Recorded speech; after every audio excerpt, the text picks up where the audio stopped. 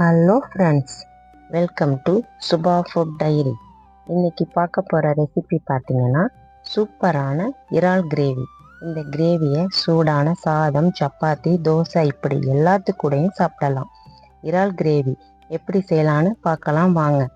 இப்போ ஒரு கடாயில் 2 டேபிள் ஸ்பூன் ஆயில் சேர்த்து சோம்பு 1/2 டீஸ்பூன், பூண்டு 5 பல், ஒரு பட்டை, ஒரு பிரிஞ்சி இலை சேர்த்து இடித்தது இது கூட சேர்த்துக்கலாம். 1 கிலோ இறால் செய்ய 200 கிராம் சின்ன வெங்காயம் சேர்த்துக்கலாம். சின்ன வெங்காயம் சேர்க்கும்போது டேஸ்ட்டு சூப்பராக இருக்கும். சின்ன வெங்காயம் நல்லா வதங்கி வந்துடுச்சு. இந்த ஸ்டேஜில் 1 டேபிள் ஸ்பூன் இஞ்சி பூண்டு பேஸ்ட்டு சேர்த்து பச்சை வாசனை போகிற அளவுக்கு வதக்கிக்கலாம்.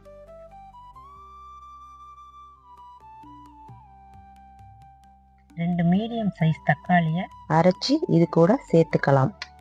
தக்காளியை அரைச்சி சேர்க்கும்போது கிரேவி திக்காக கிடைக்கும், டேஸ்ட்டும் நல்லா இருக்கும். தக்காளி நல்லா வதங்கிடுச்சு.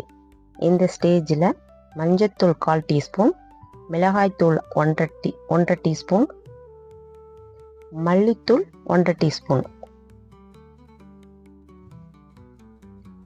உப்பு தேவையான அளவு.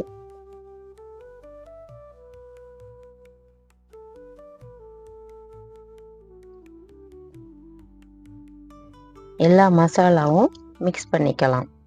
இறாலை 1/2 மணி நேரம் தயிரில் ஊற வச்சு வாஷ் பண்ணி எடுத்து வச்சுருக்கேன். இப்போ இறால் சேர்த்து எல்லா மசாலாவும் கோட்டாகிற வரைக்கும் கலந்து விட்டுக்கலாம். சில பேருக்கு இறாலில் வர நீச்ச வாசனை பிடிக்காது. இறாலை 1/2 மணி நேரம் தயிரில் ஊற வச்சு வாஷ் பண்ணும்போது நீச்ச வாசனை இருக்காது. இந்த ஸ்டேஜில் கிரேவிக்கு தேவையான தண்ணி சேர்த்துக்கலாம். 10 நிமிஷம் மூடி போட்டு வேக வச்சுக்கலாம்.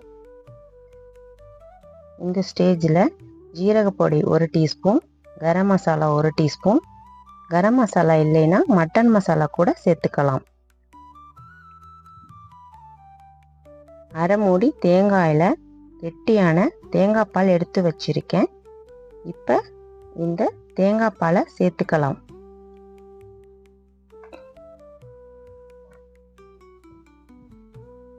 தேங்காய் பால் சேர்க்கும்போது கிரேவி நல்லா டேஸ்டாக இருக்கும். தேங்காய் பால் சேர்த்து 1 நிமிஷம் மட்டும் மூடி போட்டு வேக வச்சுக்கலாம். லாஸ்ட்டாக கொஞ்சம் கருவேப்பிலை, கொத்தமல்லி சேர்த்துக்கலாம். தேங்க்ஸ் ஃபார் வாட்சிங். இந்த வீடியோ உங்களுக்கு பிடிச்சிருந்தா லைக் பண்ணுங்கள், சப்ஸ்கிரைப் பண்ணுங்கள், பெல் ஐக்கானை கிளிக் பண்ணுங்கள். தேங்க்யூ.